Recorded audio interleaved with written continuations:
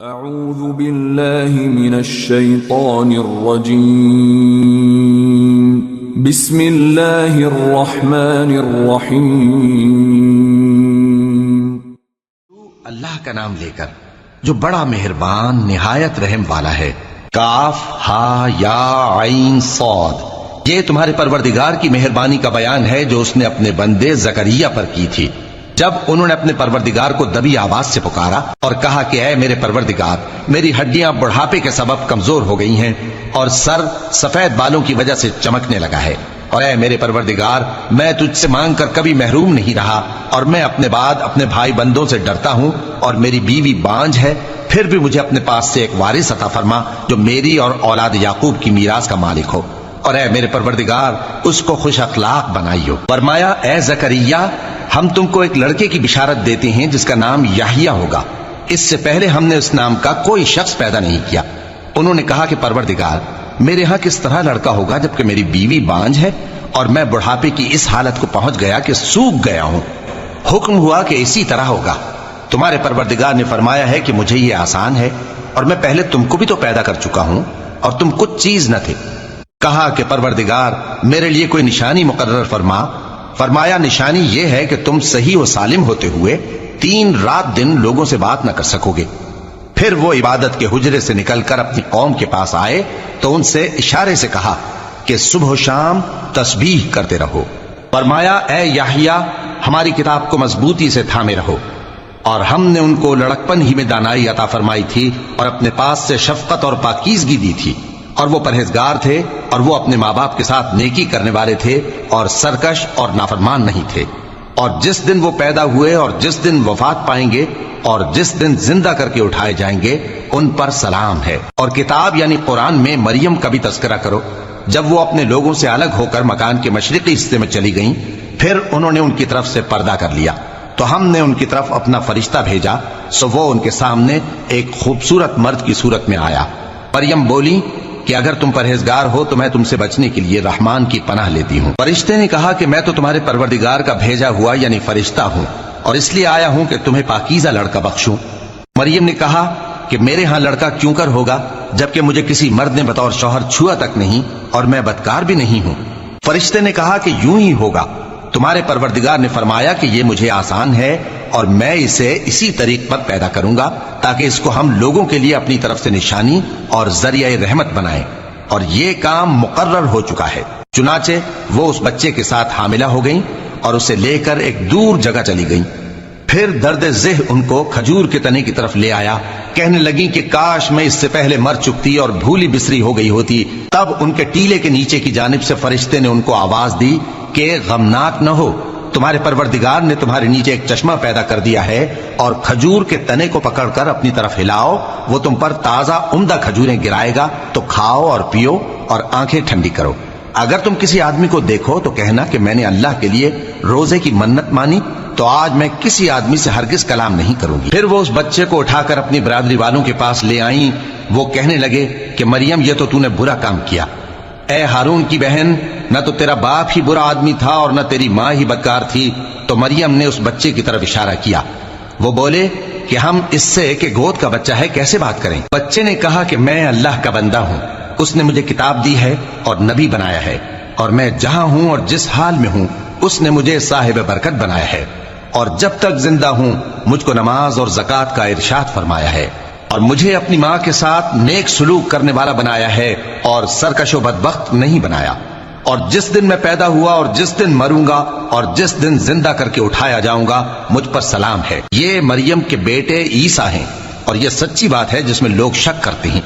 اللہ کو شایع نہیں کہ کسی کو بیٹا بنائے، وہ پاک ہے۔ جب کسی چیز کا ارادہ کرتا ہے تو اس کو یہی کہتا ہے کہ ہو جا، تو وہ ہو جاتی ہے۔ اور بے شک اللہ ہی میرا اور تمہارا پروردگار ہے، تو اسی کی عبادت کرو، یہی سیدھا رستہ ہے۔ پھر اہل کتاب کے فرقوں نے باہم اختلاف کیا، سو جو لوگ کافر ہوئے ہیں ان کو بڑے دن یعنی قیامت کے روز حاضر ہونے سے خرابی ہے۔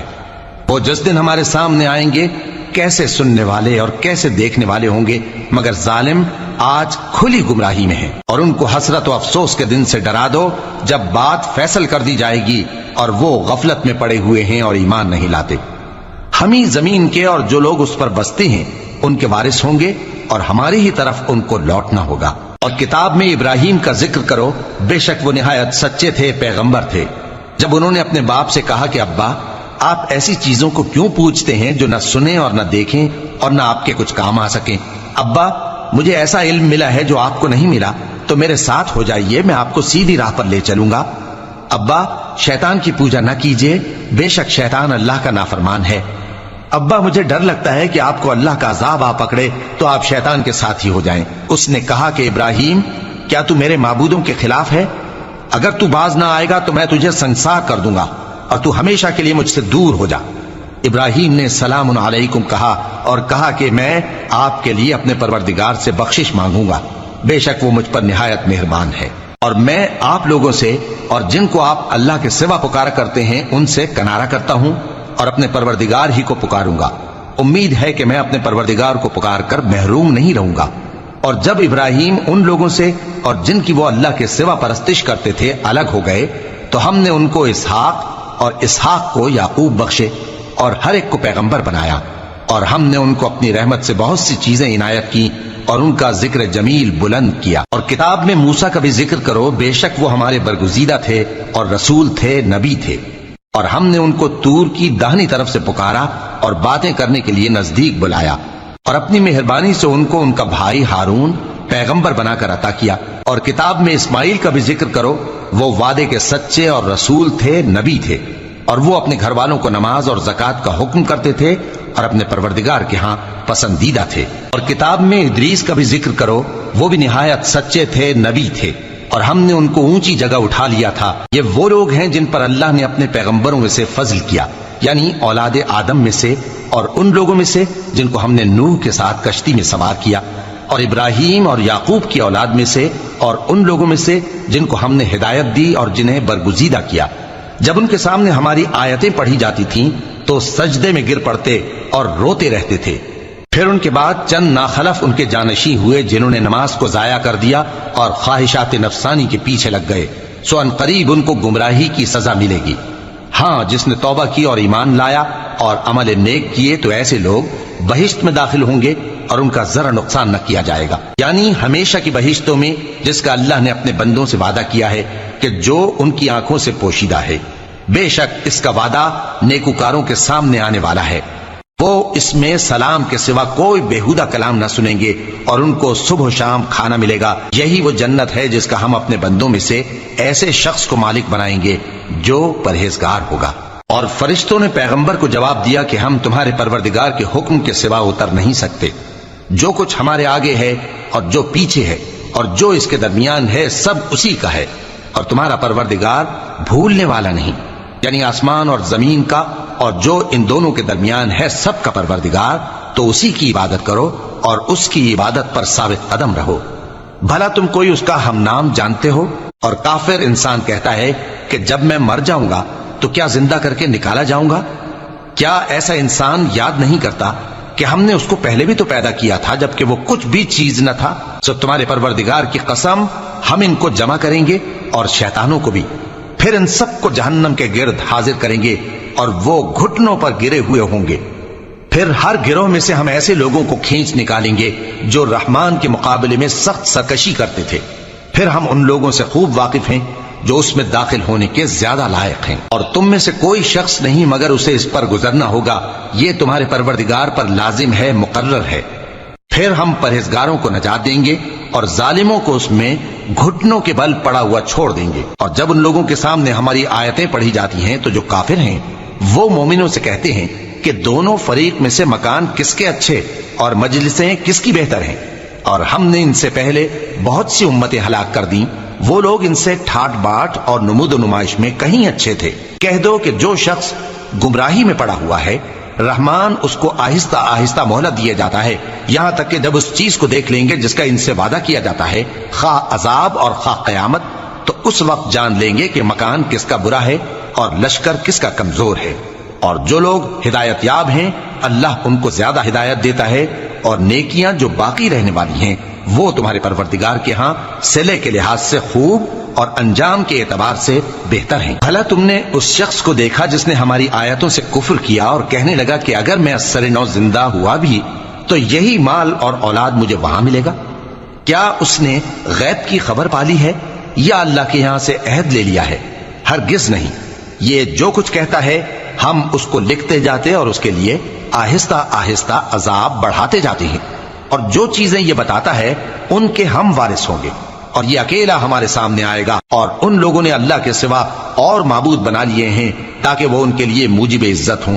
ہرگز نہیں، وہ معبود ان کی پرستش سے انکار کریں گے اور ان کے دشمنوں مخالف ہوں گے۔ کیا تم نے نہیں دیکھا کہ ہم نے شیطانوں کو کافروں پر چھوڑ رکھا ہے کہ وہ ان کو خوب اکساتے رہتے ہیں؟ تو تم ان پر عذاب کے لیے جلدی نہ کرو کہ ہم تو ان کے لیے دن شمار کر رہے ہیں۔ جس روز ہم پرہیزگاروں کو رحمان کے سامنے بطور مہمان جمع کریں گے اور گنہگاروں کو دوزخ کی طرف پیاسے ہانک لے جائیں گے، تو لوگ کسی کی سفارش کا اختیار نہ رکھیں گے مگر جس نے رحمان سے اقرار لے لیا ہو، اور کہتے ہیں کہ رحمان بیٹا رکھتا ہے۔ ایسا کہنے والوں، یہ تو تم بری بات زبان پر لاتے ہو۔ قریب ہے کہ اس جھوٹ سے آسمان پھٹ پڑے اور زمین شق ہو جائے اور پہاڑ پارا پارا ہو کر گر پڑیں کہ انہوں نے رحمان کے لیے بیٹا تجویز کیا، اور رحمان کو شایع نہیں کہ کسی کو بیٹا بنائے۔ ہر شخص جو آسمانوں اور زمین میں ہے رحمان کے روبرو بطور بندہ ہی آئے گا۔ اس نے ان سب کو اپنے علم سے گھیر رکھا اور ایک ایک کو شمار کر رکھا ہے، اور یہ سب قیامت کے دن اس کے سامنے اکیلے اکیلے حاضر ہوں گے۔ اور جو لوگ ایمان لائے اور عمل نیک کیے، رحمان ان کی محبت مخلوقات کے دل میں پیدا کر دے گا۔ اے پیغمبر صلی اللہ علیہ وآلہ وسلم، ہم نے یہ قرآن تمہاری زبان میں آسان بنا کر نازل کیا ہے تاکہ تم اس سے پرہیزگاروں کو خوشخبری پہنچا دو اور جھگڑالوؤں کو ڈر سنا دو، اور ہم نے ان سے پہلے بہت سے گروہوں کو ہلاک کر دیا ہے۔ بھلا تم ان میں سے کسی کو دیکھتے ہو یا کہیں ان کی بھنک سنتے ہو؟